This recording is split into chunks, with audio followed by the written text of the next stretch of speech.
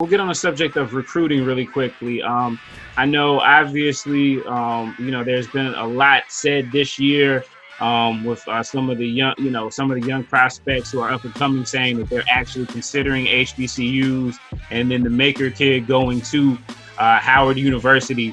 So we've seen that along the East Coast, and we've also seen some guys in the SWAC pick up some talented transfers. What do you think? Have you seen a difference over the last 6 months to year in the kind of recruits that are interested or at least listening to your pitches maybe a little bit more than they would have this time last year or in years past?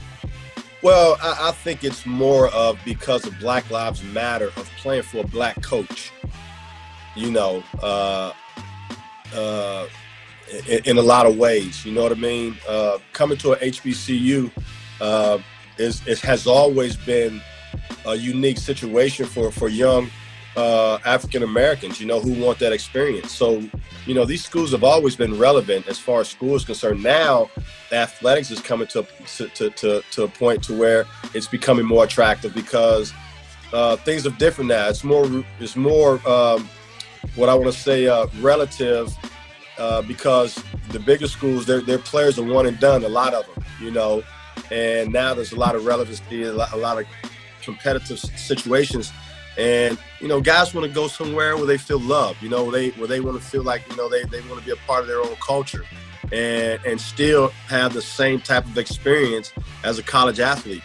And I think you get that coming to an HBCU. And I think now the HBCUs as a whole, administratively, are starting to buy into it and put more emphasis on athletics more than they have before.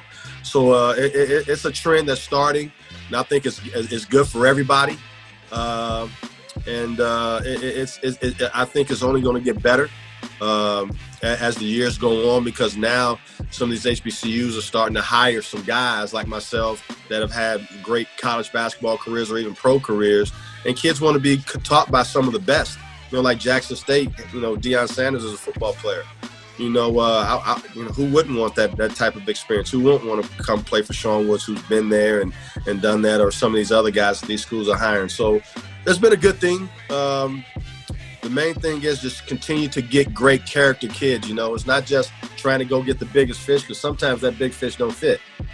You got to pick and choose, because where you do things, sometimes you get a big fish and they think it's all about them. And then you lose relevancy on what's more important, the team or this one particular player. So you got to pick and choose. You got to dive into it and get everything that you're trying to get, so you can continue to grow your program. I think that was a good thing for Howard, because the character of the Maker kid, I think he has great character, and I don't think he's going to come in thinking that he's bigger than Howard. You know what I mean? And that's what you have to do with these kids. Even though they're big time and they're 5-star players, and they're getting recruited by the Power 5 schools. But sometimes when they come down to our level, they think they're bigger than the program, and then that becomes a problem. So you got to be careful with it and make sure that their mind is right, that they're in it for the team, because winning is still important. We still want to have great culture. We still want to recruit great kids that that are willing and to work hard to graduate off the court, and then give us everything from a Southern University standpoint, what makes Southern University great on the court. And I don't care how, we all want the best players, because at the end of the day, it's about Jim and Joe's and about X and O's, because I can't score no more. I can't go play. So I got to go get players that I can motivate and mold to do the things that I'm trying to do to be successful. And that's where you can't forget about that, and right now we've been doing a good job, and I think our league has done a good job of, like you said before, recruiting transfers from high major schools.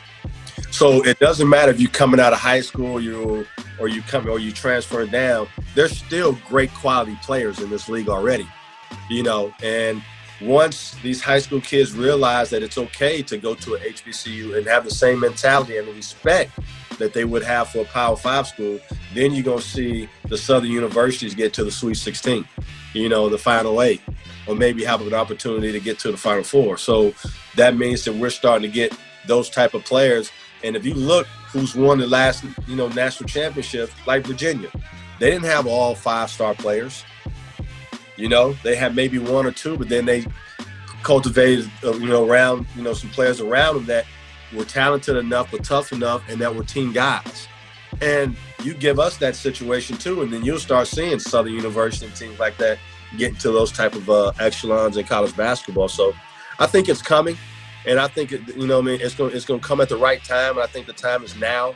But we still got to continue to stay the course and do what's right instead of chasing something that only can last a year and then it doesn't go right. So everything has to be a fit, and every coach has his own type of players, and the ones that the coaches that get their type of players that fit their style and fit their personality, those are the ones that will stay consistent.